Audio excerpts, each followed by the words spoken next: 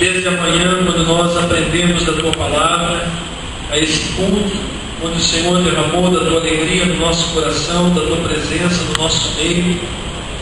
Pai, nós Te rendemos graças por tudo e pedimos nesse momento, em nome do Teu Filho Jesus Cristo, o Espírito Santo que nos convence do pecado, da justiça, do juízo, o Espírito de sabedoria, o Espírito de conhecimento, venha abrir o nosso entendimento, a nossa mente, a nossa razão, venha tocar no nosso coração, nas nossas emoções, para que nós tenhamos plena revelação e conhecimento da Tua Palavra.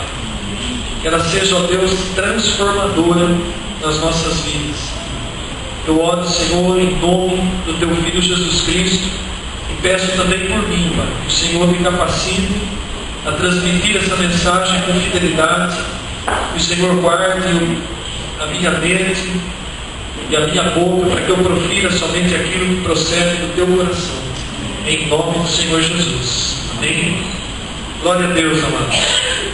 Nós vamos ler um texto da Palavra de Deus que fala dos últimos momentos do Senhor Jesus Cristo aqui nessa terra, nos minutos finais da sua vida, da sua natureza humana. Está lá no Evangelho de Lucas, capítulo 23. Convido você a abrir a sua Bíblia nesse texto. Nós vamos ler dos versículos 33 até o 43. Glória a Deus. Então vamos acompanhar esse texto. Quando chegaram ao lugar chamado Calvário, ali o crucificaram, bem como aos malfeitores, um à direita, outro à esquerda. Contudo, Jesus dizia: Pai, perdoa-lhes, porque não sabem o que fazem. Então, repartindo as vestes dele, lançaram sortes. O povo estava ali e a tudo observava. Também as autoridades zombavam e diziam: salvou os outros, salve-se a si mesmo, se é de fato o Cristo de Deus, o escolhido. Igualmente os soldados o escarneciam e, aproximando-se, trouxeram-lhe vinagre, dizendo: se tu és o rei dos judeus, salva-te a ti mesmo. Também sobre ele estava uma epígrafe em letras gregas, romanas e hebraicas, e dizia: este é o rei dos judeus. Um dos malfeitores crucificados blasfemava contra ele, dizendo: não és tu o Cristo? Salva-te a ti mesmo e a nós também. Respondendo-lhe, porém, o outro repreendeu, dizendo: nem ao menos temes a Deus, estando sob igual sentença? Nós, na verdade, com justiça, porque recebemos o castigo que os nossos atos merecem. Mas este nenhum mal fez. E acrescentou: Jesus, lembra-te de mim quando vieres no teu reino. E Jesus lhe respondeu: em verdade te digo que hoje estarás comigo no paraíso. Amém, igreja? O tema da mensagem de hoje, ele bem poderia ser o título de um livro ou o título de um filme. Eu escolhi 2 homens e 2 destinos. Ficou um título bonito. Daí um título de um filme ou de um livro. E trata-se de um fato, amados, de uma história real. A história desses 2 malfeitores. A Bíblia traduz como 2 malfeitores, 2 ladrões. Não eram apenas 2 ladrões, porque a pena de morte de cruz exigia mais do que um simples roubo. Então, provavelmente, segundo historiadores, esses 2 homens que foram crucificados, um à direita, um à esquerda do Senhor Jesus Cristo, eles roubaram, mataram, ou talvez eles eram instigadores de rebelião contra o Império Romano. Então essas eram causas que poderiam levar um homem a ser condenado à morte de cruz, um homem que não fosse romano. Se fosse um romano, ele seria decapitado, mas a morte de cruz era reservada como punição àqueles que eram de outras nacionalidades que não romana. O mundo na época estava completamente debaixo do domínio do Império Romano. Aliás, estava no auge praticamente do Império Romano. Então esses dois homens agitadores, causadores talvez de rebelião, eles sofrem uma condenação. A Bíblia não dá os detalhes exatos de qual foi o motivo, mas a verdade é que os dois, juntamente com o Senhor Jesus Cristo, foram condenados à morte e morte de cruz. A pior morte que poderia existir na época, uma morte punitiva. Para se ter uma ideia, a pessoa que era colocada numa cruz, além de ser espancada e ferida antes, ela morria lentamente, uma morte devagar, uma morte vagarosa. Os instantes finais eram de asfixia, porque a pessoa não suportava mais o peso do próprio corpo, ia cedendo, ao ponto de sofrer uma morte por asfixia, sem contar toda a dor que envolvia a crucificação. E o profeta Isaías, ele profetiza mais ou menos 650 anos antes, lá em Isaías 53, 12, que o Messias haveria de morrer, ser contado com os transgressores. Muitos anos antes, Isaías profetizou que o Messias, o Salvador, o ungido, ele seria contado com os transgressores. E justamente isso se cumpre nessa passagem que nós lemos. Quando Jesus está ali já crucificado, colocado na cruz, naquele madeiro, onde as pessoas que seguiam a Jesus passavam ali, olhavam, ele estava ali exposto, feito um escândalo, nu, porque as suas vestes haviam sido arrancadas, repartidas entre os soldados, totalmente ferido, desfigurado, encravadas suas mãos e seus pés, mas ainda estava vivo, sofrendo a agonia da morte quanto à sua natureza humana. E as pessoas que talvez uma semana antes aclamavam ele na entrada de Jerusalém, dizendo: Hosana, bendito o filho de Davi, muitas delas foram aquelas que gritaram: crucificam, uma semana depois. O povo é muito fácil de ser manipulado. E agora eles passavam diante de Jesus, estavam ali, feito um espetáculo, para que todos vissem. E eles escarneciam de Jesus, proferiam palavras, blasfemando, dizendo: olha, se tu és realmente o Filho de Deus, quem você diz que é, desce da cruz, sai daí, salva-te a ti próprio. Muitos cuspiam, soldados escarneciam de Jesus. Ele sente sede, e eles levam para ele uma espécie de uma esponja embebida no vinagre para saciar a sede de Jesus. As autoridades passam por ali e também caçoam de Jesus. Era um espetáculo, amados, uma coisa horrenda, um escândalo. Aqueles três homens ali naquele monte chamado Gólgota, o Monte da Caveira, estavam ali expostos, mas ainda estavam vivos. A morte de cruz era uma morte lenta. E aí a gente chega nessa passagem, Jesus ali, completamente exposto, e somado aquelas vozes de insulto, outras duas vozes mais próximas de Jesus também estavam insultando. O texto de Mateus 27, 44 diz que os mesmos impropérios lhe diziam também os ladrões que haviam sido crucificados com ele. Lucas não narra esse detalhe, mas Mateus diz que os dois que estavam crucificados ao lado de Jesus também estavam escarnecendo, zombando de Jesus. Aliás, os 4 evangelistas narram o momento da crucificação de Jesus, mas só Lucas narra o momento da conversão de um daqueles malfeitores. Então essa era a situação que Jesus se encontrava naquele momento. Marcos 16, 32 também confirma que os dois, também os que com ele foram crucificados, o insultavam. Isso é um detalhe importante nessa história que nós lemos. É importante saber que no começo os dois estavam insultando e escarnecendo de Jesus, inclusive aquele que depois se converteu. Quando eu olho para a situação desses dois malfeitores, eu posso viver no lugar deles. Eu creio que cada um de nós pode se ver no lugar deles.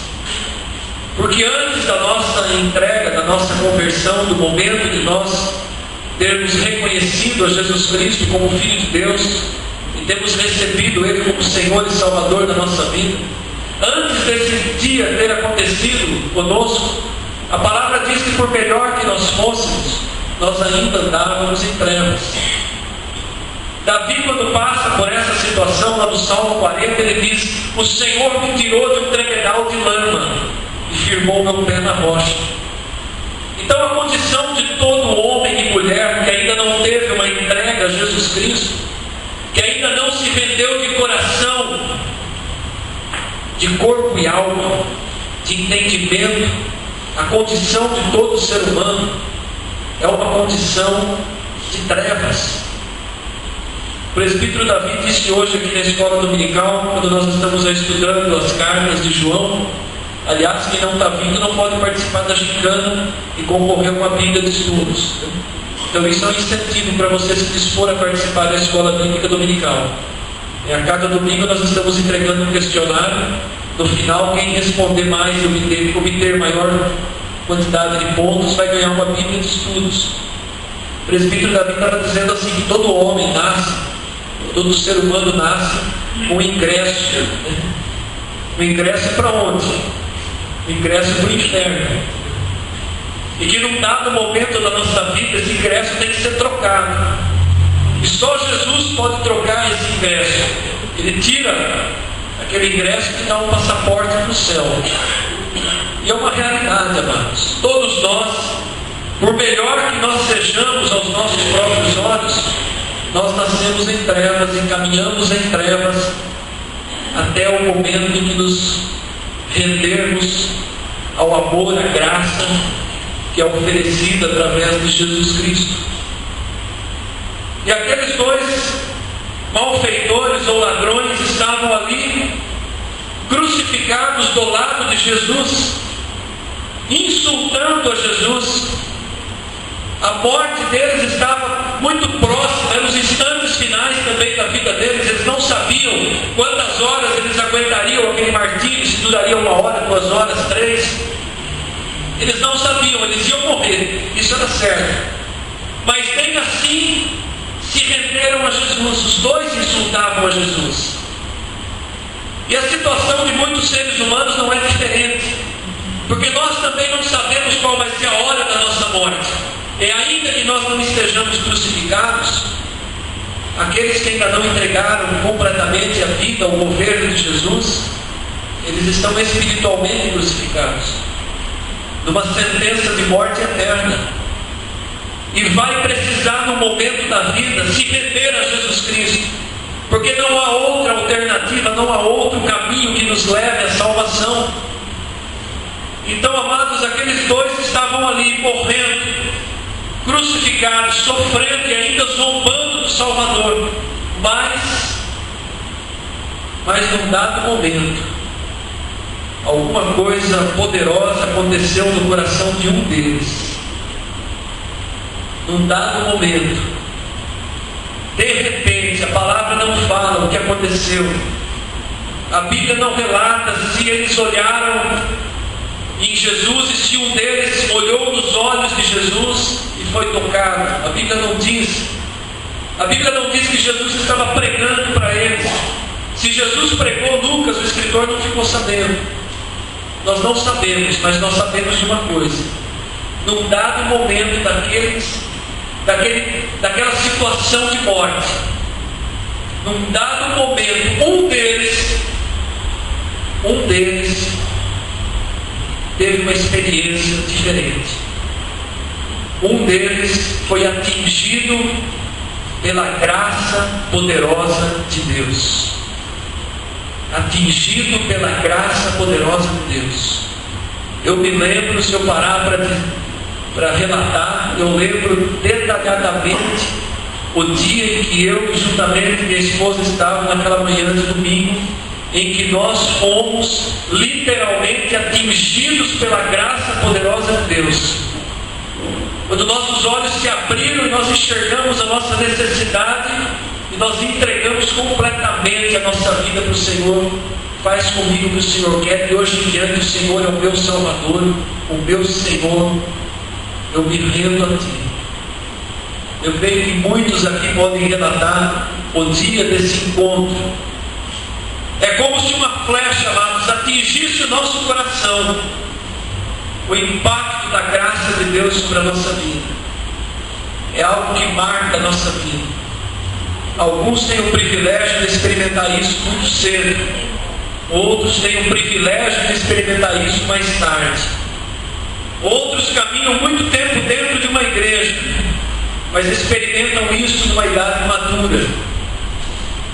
Mas o importante é que isso venha acontecer na sua vida um dia. É quando o homem se dobra diante de um amor incompreensível que vem de Deus. Um amor incompreensível, e nós nos dobramos. É quando nós passamos até um novo destino eterno. É quando o impacto da graça muda a trajetória da nossa vida. Se eu estivesse pregando para uma plateia totalmente calvinista, eu diria que a graça irresistível atingiu um daqueles malfeitores. Se fosse uma plateia totalmente arminiana, eu diria que a graça tocou e um deles se rendeu, se entregou, e que o outro resistiu. Não importa. Mas o fim que levou aquele que creu é o mesmo. Então, amados, entendam uma coisa: a vida daquele malfeitor foi transformada praticamente nas últimas horas de vida, de fôlego que ele tinha.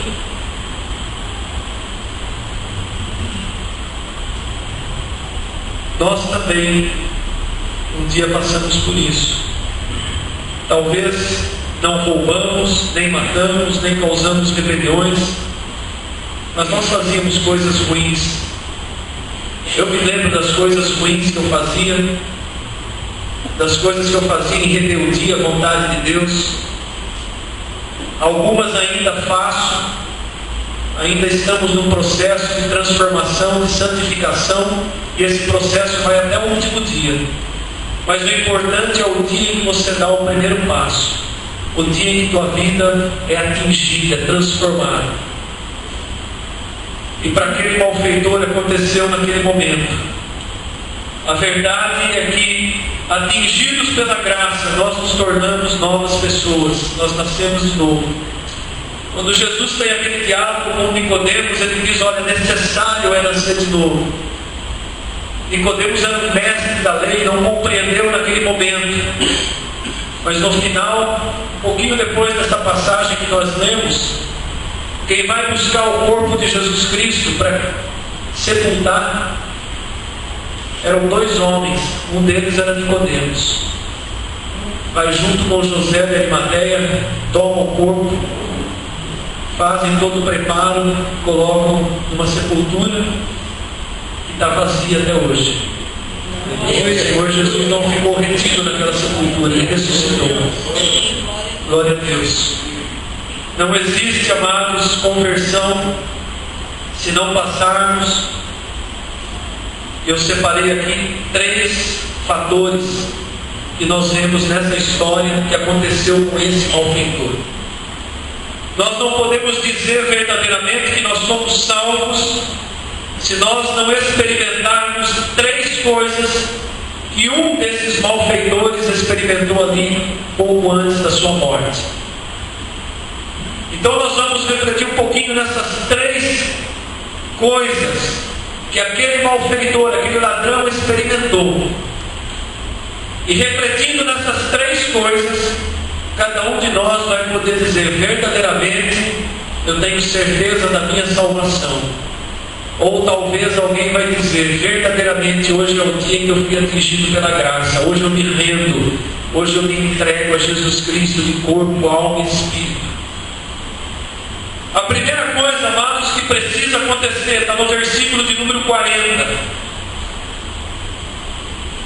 A primeira coisa, depois de ter passado também por um tempo insultando a Jesus, um desses malfeitores reconhece e crê que ele era Deus. A primeira coisa que precisa acontecer, não é possível alguém dizer eu sou convertido, eu sou salvo, se primeiramente não crer que Jesus é verdadeiramente o Filho de Deus, é o próprio Deus que veio em forma humana. E aquele malfeitor, no momento, ele para de insultar, e ele começa a olhar, e ele começa a ser tocado ali pela presença de Jesus do seu lado. De repente ele fica em silêncio, de repente ele faz uma profissão de fé. No versículo 40 ele diz assim: respondendo-lhe, porém, o outro repreendeu, dizendo: nem ao menos temes a Deus? Estando sob igual sentença, ele olha para Jesus e ele reconhece Jesus como Deus, em forma de homem, sofrendo a mesma sentença que ele estava sofrendo. Esse é o primeiro passo para que possa existir uma conversão verdadeira.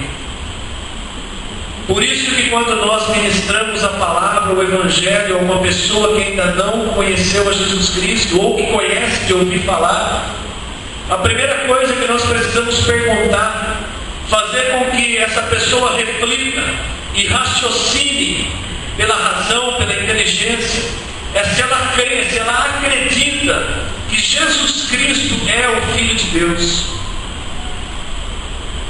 Essa é a primeira e fundamental prova.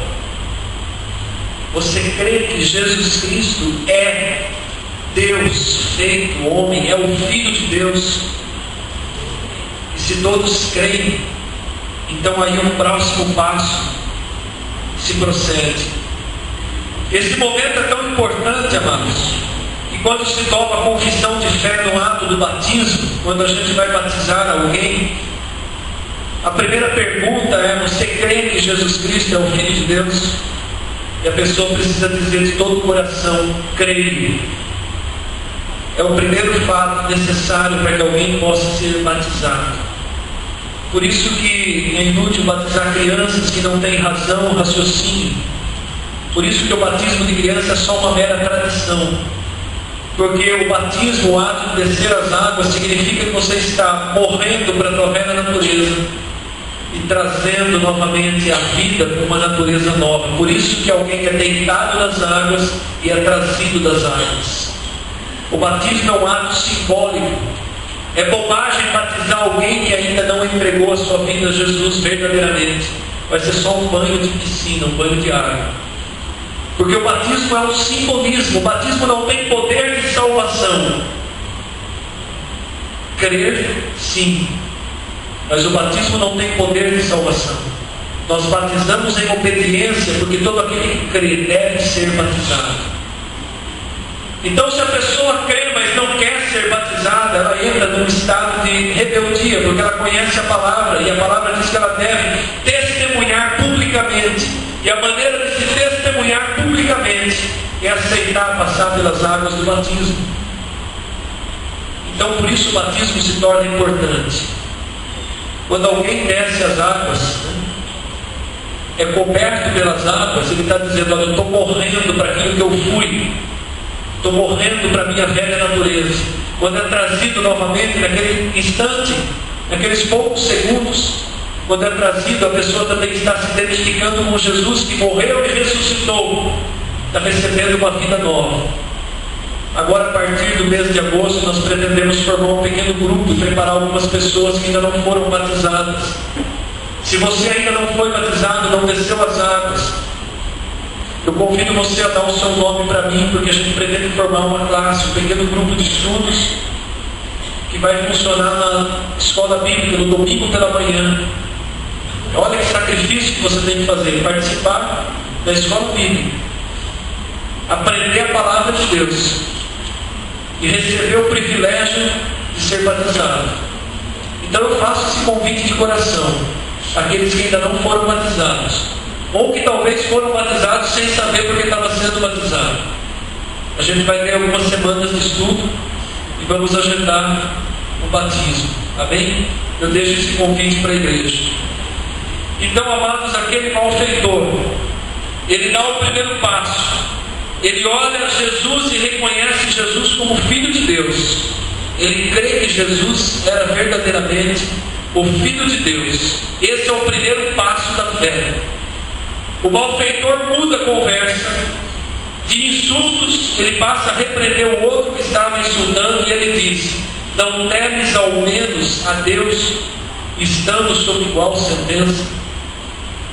Então ele dá o primeiro passo, ele demonstra que algo começou a ser transformado no coração dele.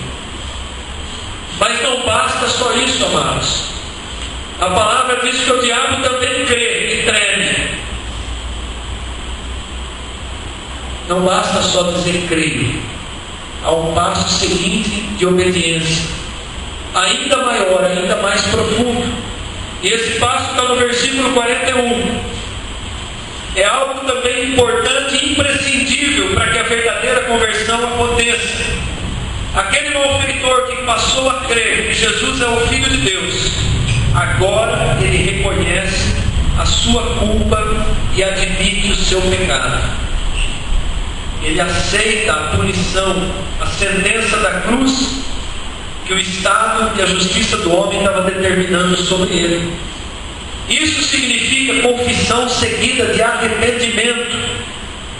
Então, depois que eu creio que Jesus é o Filho de Deus, eu preciso reconhecer que eu sou um pecador que necessita dessa graça, que necessita dessa salvação.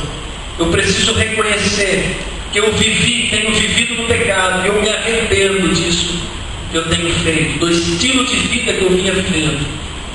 Isso é expresso no versículo 41, quando aquele malfeitor admite a culpa. Ele diz: nós, na verdade, olha o que ele diz, nós, na verdade, estamos sofrendo com justiça, nós estamos sendo crucificados porque nós roubamos, nós matamos, nós fizemos rebelião, e esse é o castigo que os homens, que o Estado, o governo de Roma dava para todo aquele que fazia isso. Ele admite, ele acha que é até justa aquela punição que eles estavam sofrendo, porque ele diz assim: o castigo que os nossos atos merecem. Então, amados, nessa fala está implícito que esse malfeitor, depois de ter reconhecido Cristo como Filho de Deus, ele reconhece o seu pecado e a sua culpa. Diz assim: eu estou sofrendo essa pena de morte porque eu fiz coisas graves, erradas, e a sentença está sendo cumprida na minha vida. E ele aceita aquela punição. Ele pensa o seguinte: eu estou sofrendo a justiça do homem, e sofrer a justiça do homem é uma coisa, está pagando com a pena de morte. Mas ele se desperta para algo maior, que era sofrer a justiça de Deus, amados. Se ele tivesse sido condenado a 5, 10 anos de prisão e não a nada, mas e a justiça de Deus? E o dia que vai ter que prestar conta diante do Criador? E aí, como que fica essa situação? Como pagar essa dívida? E aí aquele homem reconhece que, além de sofrer a justiça do homem, ele teria que enfrentar a justiça de Deus. E a justiça de Deus ele não tinha como pagar, não havia como ele resolver a situação. Não tem como nós pagarmos com boas obras, com o melhor que a gente possa fazer. Não há como comprar a justiça de Deus. O salário do pecado é a morte. E quando Paulo diz isso, é morte eterna. Não é a morte do corpo, é a morte do espírito. Eternamente condenado a viver distante da presença de Deus, o que nós chamamos de inferno. Não tem outra situação. E aquele malfeitor reconhece isso. Mas como eu vou resolver o meu problema com a justiça de Deus? E isso nos leva ao terceiro passo necessário para que você tenha plena certeza de que você é salvo. terceiro passo é o versículo 42, onde aquele malfeitor, aquele ladrão, ele apela para a misericórdia de Deus. No versículo 42, ele se rende a Jesus Cristo e ele diz assim: lembra-te de mim quando vieres no teu reino.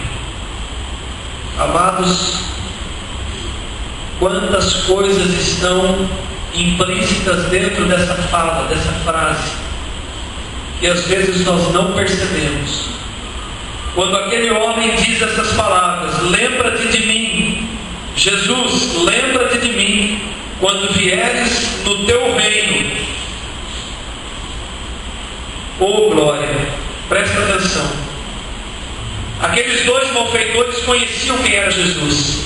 A fama de Jesus já tinha se espalhado por toda a região. Certamente eles sabiam que Jesus estava ali sendo crucificado.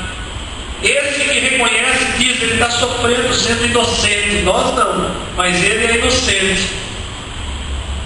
Faltava para ele conhecimento da doutrina, mas não faltava o testemunho de Jesus Cristo. Nos dias de hoje nós temos a doutrina, temos o testemunho, mas ainda assim tem gente que não se rende à maravilhosa graça de Deus.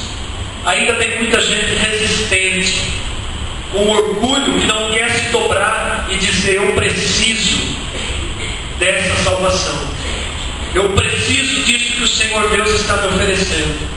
Eu tenho que me entregar pela fé, mesmo que eu não enxergue espiritualmente a situação. Eu preciso dizer: Jesus, me salva, tem misericórdia de mim, me cura, me liberta, me dá uma vida nova. Eu preciso dizer isso. Mas ainda tem gente resistente a essa oferta de graça, da graça que nos é oferecida. Aquele homem reconhece em Jesus Cristo que ele era rei. Olha que coisa louca, absurda, amados. Qual era a condição de Jesus naquele momento? Moribundo, estava quase morrendo, os braços estendidos numa cruz, com as mãos encravadas, todo desfigurado, nu. E alguém olha para aquela figura e vê ali um rei, porque ele falou: quando vieres no teu reino. Você consegue imaginar o tamanho da fé daquele malfeitor naquele momento? Ele estava crendo que Jesus ressuscitaria, ainda que nem tivesse sido pregado sobre ressurreição para ele. Ele estava crendo que havia um reino espiritual, que a vida não termina aqui, que não era só natureza humana. Ele olha para Jesus daquele jeito, ele enxerga um rei, ele enxerga ali um rei, um salvador, alguém que poderia estender o cetro de justiça sobre a vida dele e salvar também da morte. Será que todos nós já enxergamos isso? Verdadeiramente todos que estão aqui, será que já enxergaram isso? Pois aquele malfeitor enxergou isso. E é mais tremendo ainda que ele não pede para Jesus, para que Jesus fizesse um sobrenatural e ele pudesse descer da cruz e sair andando. Ele não pede para Jesus livrar ele da morte. É tão sobrenatural também que ele não pede para Jesus, como Tiago e João pediram: eu quero sentar à tua direita, o outro à esquerda. Eles não pedem um lugar especial no reino. Ele não pede um lugar especial no reino. A única coisa que ele pediu é para não ser esquecido. Ele pediu: lembra-te de mim quando vieres com o teu reino. Humildade, humilhação. Lembra-te de mim, só preciso que o Senhor se lembre de mim. Eu não preciso mais nada, esse mundo não me interessa mais. Eu não quero mais sair dessa cruz, não quero começar uma vida nova, não quero ficar rico. Não, eu conheci um rei. Esse mundo já não tem mais valor para mim. Aliás, essa cruz está sendo até bom, porque ela está apressando a minha morte. Eu estou vendo aqui um rei, e eu pedi para ele se lembrar de mim. Esse pedido, amados, esse pedido que esse ladrão faz, é um pedido de clemência, é um pedido de indulto, um pedido de perdão. Nas palavras desse malfeitor, que agora já é um irmão em Cristo, nas palavras que ele expressa, ele está pedindo perdão. Reconheceu primeiro que Jesus era Deus, reconheceu que era um pecador miserável que precisava do perdão. Ele confessa o pecado e aceita até a punição dos homens, e aí ele vai para a misericórdia, para a graça, para o favor imerecido de Deus, e ele pede: lembra-te de mim, lembra-te de mim. Foi a oração mais ousada talvez de toda a Bíblia.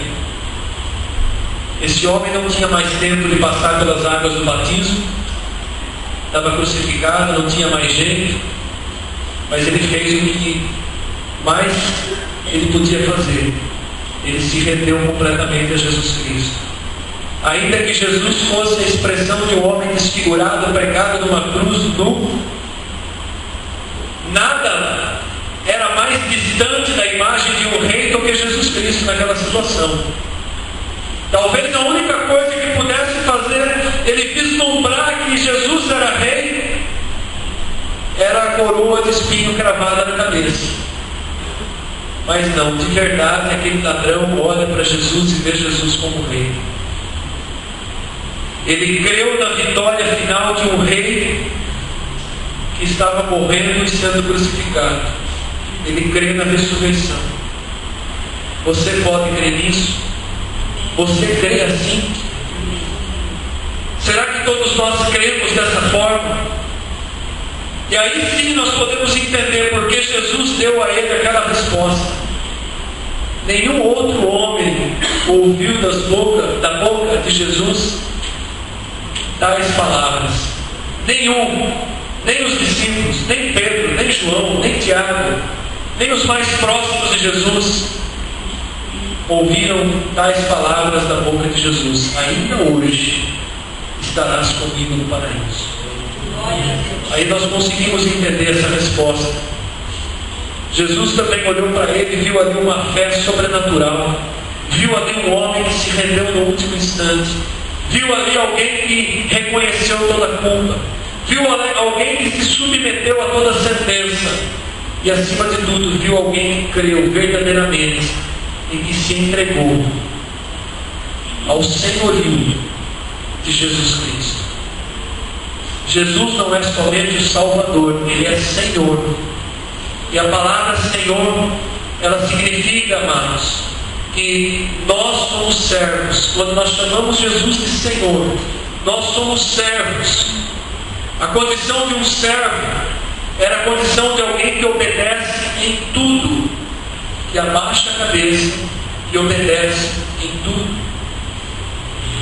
Nós vivemos hoje numa época de contestação. A própria palavra de Deus é contestada. As crianças são ensinadas desde a infância, a escola, a contestar tudo. Por quê? Por quê? Por quê? Por quê? Mas eu não concordo, não é assim. E aí cresce. A hora que cresce um pouquinho mais, contesta com mais força. A hora que atinge a adolescência, tenta já impor a própria vontade. Quando se torna adulto, então, só pela misericórdia e graça. Se contesta tudo e se esquece que a palavra de Deus não é contestada. A palavra de Deus é obedecida. Diante da palavra de Deus nós não contestamos, nós abaixamos a cabeça e obedecemos. Por isso é tão importante que o nosso coração seja humilde, não soberbo. E aquele homem creu. E para a glória do Senhor Jesus Cristo, a ele foi conferida a salvação eterna. Eu trago essa palavra hoje. E para nós que cremos como esse homem, essa palavra hoje, ela confirma a segurança que nós temos no nosso coração. Ninguém rouba de nós essa certeza. Ninguém tira de nós. Como ninguém pôde mais tirar daquele homem as palavras que Jesus disse a ele: olha, ainda hoje estarás comigo no paraíso. Quando nós morremos, a nossa alma não vai para o sono eterno. O nosso espírito, a nossa parte, não matéria, ela já vai para um destino eterno. ou é para o paraíso da presença de Deus, ou é para o outro lugar. Antes de encerrar essa mensagem, mais uma vez, nós vamos dar oportunidade para aqueles que talvez não tinham certeza da sua entrega a Jesus Cristo, ou para aqueles que nunca fizeram uma entrega genuína e verdadeira, para que você faça hoje. Por isso que aquela canção confirmou a mensagem. A última canção diz assim, talvez seja a última vez, talvez seja a última oportunidade. Nós não sabemos. Aqueles que ainda não se renderam a Cristo não sabem se essa vai ser a última oportunidade ou não da sua vida. Mas uma coisa é verdade: esse é um tempo oportuno. Essa é uma noite especial, onde talvez, eu não conheço todos que estão aqui, onde talvez alguém ainda não tenha se rendido dessa maneira ao Senhor Jesus Cristo. Eu quero convidar o Ministério de Música à frente. Prefeito, o que me impede de eu ser batizado? Filipe disse: nada. Olha, ali tem água. Eles pararam, imediatamente aquele homem foi batizado.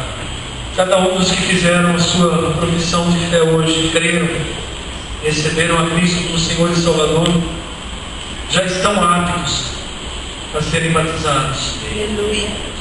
A partir do primeiro domingo de agosto, eu convido vocês a estarem vindo às 9 horas da manhã na escola bíblica, e nós vamos começar um estudo breve, para que você tenha assim um conhecimento um pouco maior do que é esta graça maravilhosa de Deus, do que é esse caminho abençoado que você começou hoje. Amém? Aqueles que desejarem, fica o convite, a partir do primeiro domingo de agosto. Eu creio. Vamos levantar as nossas mãos. Que a graça e a paz do Senhor Jesus Cristo, o amor do Pai e a comunhão do Espírito permaneçam conosco. Amém e aleluia.